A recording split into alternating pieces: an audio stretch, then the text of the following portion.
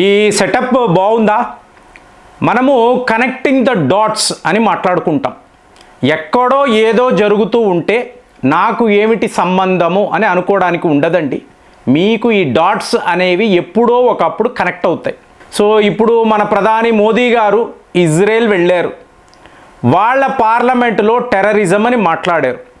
Chabahar పోర్టుకి last year 100 కోట్లు అన్నాము, తరువాత 400 కోట్లకు పెంచామండి.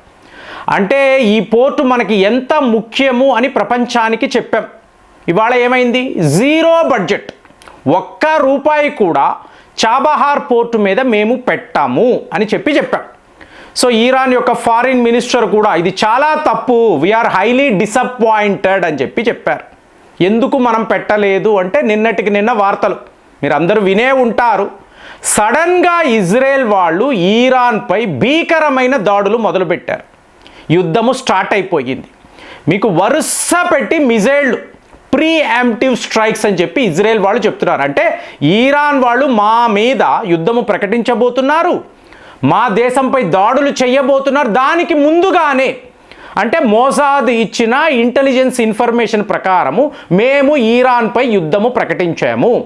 ఇదే టైంలో పాకిస్తాన్ వాడు ఏం చేశాడు? ఆఫ్ఘనిస్తాన్పై యుద్ధం. అంటే నడిపించేదంతా ఎవరు? అమెరికా. సో ట్రంప్ గారు చెప్తున్నారు మన అందమైన బర్డ్స్ అంటే మన F-22 అనబడే బాంబర్స్ ఈరాన్ యొక్క పని పట్టబోతుందని అందరూ చప్పట్లు. సో మీకు అతను చెప్పిన 10 రోజుల ఈ విరామం 10 డేస్ గడువు, 10 డేస్లో మీరు నిర్ణయం తీసుకోండి. ఏమిటి నిర్ణయము అంటే మీ మిజైల్ ప్రోగ్రామ్ని ఆపేయాలి, హైపర్సోనిక్ మిజైల్స్ మీరు తయారు చేయకూడదు, మీ న్యూక్లియర్ ప్రోగ్రామ్ని ఆపేయాలి. ఇవన్నీ కండిషన్స్. ఇవి ఏమీ మా దగ్గర జరగడం లేదు కదా అని చెప్పి ఈరాన్ యొక్క సుప్రీం లీడర్ పదే చెప్తున్నాడు. లేదు జరుగుతుంది. అంటే ఇంటర్నేషనల్ అటామిక్ ఎనర్జీ ఏజెన్సీ వాళ్ళు క్షుణ్ణంగా పరిశీలించి బాబు అక్కడ ఈరాన్ వాళ్ళు న్యూక్లియర్ అస్త్రాలు తయారు చేయడం లేదు రిపోర్ట్ ఇచ్చినా కూడా ట్రంప్ గారు ఏం మాట్లాడతారు? లేదండి, మీరు ఎవరు ఏం చెప్పినా వాళ్ళు అణు అస్త్రాలు తయారు చేస్తున్నారు, ఈరాన్ని నేను విడిచిపెట్టాను. సో ఇప్పుడు ఇందులో సిగ్నిఫికెన్స్ ఏంటి? ట్రంప్ మైండ్లో ఏముంది? ఈరాన్ని కబ్జా చేయాలి, అంతే కదండి. కాబట్టి ఎవరు చెప్పినా వీళ్ళు వినరు. ఇప్పుడు వెనెజులా విషయంలో మీరు చేస్తున్నది తప్పు, రష్యా వాళ్ళు చెప్తారు, చైనా వాళ్ళు చెప్తారు, ప్రపంచమే చెప్తుంది. వాళ్ళు వింటారా? వినరు. ఇప్పుడు ఇది ఎలా ఉందంటే అమెరికా వాడు రష్యా తరువాత హయ్యెస్ట్గా అణు అస్త్రాలను మోహరించి వీడు అక్కడ తన గొడౌన్స్లో నింపుకొని ప్రపంచంలో ఎవరూ కూడా అణు అస్త్రాలు తయారు చేయకూడదు. ఇది చాలా డేంజరస్ వ్యవహారము. ట్రంప్ గారి మాటలు విన్నారనుకోండి, ఈ మనుషులు ఉన్నారు చూసారా ఈరాన్లో ఉండేవాళ్ళు, చాలా డేంజర్ అండి, చాలా డిఫికల్ట్. సో వీళ్ళు అణు అస్త్రాలు తయారు చేస్తే ప్రపంచం ఎలా సేఫ్గా ఉంటుంది? అరే మరి నువ్వేం చేసావురా?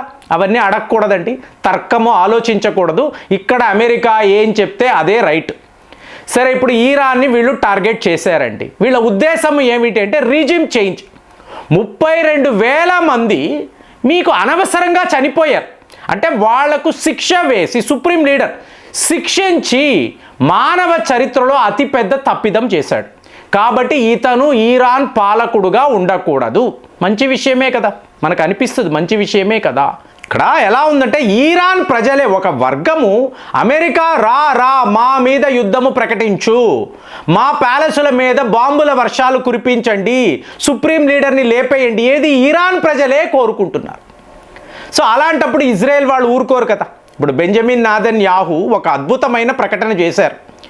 ఇప్పుడు మేము ఈరాన్పై చేస్తున్న ఈ యుద్ధము ఇది మా కోసము కాదండి, భావి తరాల కోసం. అంటే డొనాల్డ్ ట్రంప్ గారి అల్లుడు రేపు ఇజ్రాయెల్ ప్రధానమంత్రి అయితే అతనికి ఇబ్బంది కలగకూడదు కదా, ఇబ్బంది అవ్వకూడదు. సో వీళ్ళు ఉండగా అది జరగదు. ఈరాన్ ఖచ్చితంగా మా మీద దాడులు చేయడానికి ప్రయత్నాలు చేస్తారు. కాబట్టి ముందే వాళ్ళను ఆపడానికి ముందు ఈ సుప్రీం లీడర్ మీకు అయోటుల్లా ఖామాని ఇతనిని తీసివెయ్యాలి, ఇతన్ని హతం చెయ్యాలి, ఇతన్ని ఈరాన్లో లేకుండా చెయ్యాలి అని చెప్పి మాట్లాడుతున్నారు. సో ఇప్పుడు అందరూ మాట్లాడేది ముందే మోదీ గారికి తెలుసా?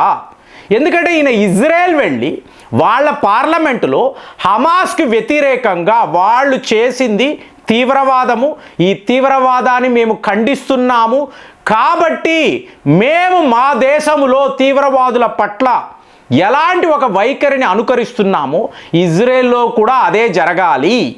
లాజిక్ కరెక్టే కదండి. ఇప్పుడు భారతీయులుగా మనల్ని అడిగారు అనుకోండి, హమాస్ను ఆపే బాధ్యత ఇరాన్కి ఉంది. చేశారా?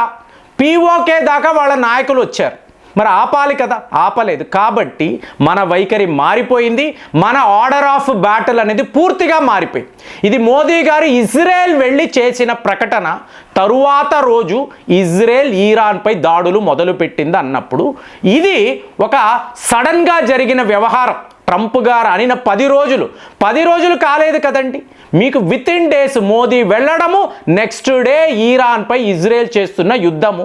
దీనిని మీరు అబ్జర్వ్ చేశారు అనుకోండి, ఇరాన్లో రీజిమ్ చేంజ్ అనేది చాలా చాలా ముఖ్యం. ఇతను ఉండగా ఈ ప్రాక్సీస్, ఈ తీవ్రవాదులు ఎవరైతే ఉన్నారో మళ్ళీ ఇప్పుడు ఎలా చెప్తున్నారు, ఒక హిజ్బుల్లా అనండి, లేదా హమాస్ అనండి, హూదీస్ అనండి, వీళ్ళ చేతుల్లోకి హైపర్సానిక్ మిసైల్స్ వచ్చేసాయి. అంటే ఇజ్రాయెల్ చుట్టూర్తా మీరు మ్యాప్ చూశారనుకోండి, ఈ తీవ్రవాదులు అందరూ కూడా ఆయుధాలను పట్టుకొని ఇజ్రాయెల్పై దాడులు చెయ్యాలని అనుకున్నారు. బాంబుల వర్షాలు కురిపిస్తున్నారు. సరే, మీ దగ్గర ఐరన్ డోమ్ ఉంది, ఐరన్ బీమ్ ఉంది, మీ దగ్గర F-35 లాంటి విమానాలు ఉన్నాయి, అంతా ఓకే.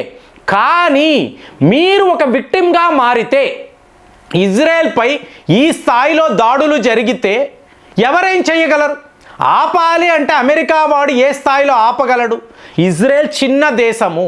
సో దీని మీద ఇరాన్ ఏమైనా చెయ్యవచ్చు. అంటే ఈ ప్రతీకారము పెద్ద లెవెల్లో వెళ్ళొచ్చు కదండి. జస్ట్ ఇమాజిన్ ఫ్రెండ్స్, 60% మీకు ఎన్రిచ్డ్ యురేనియం ఇరాన్ వద్ద ఉంది.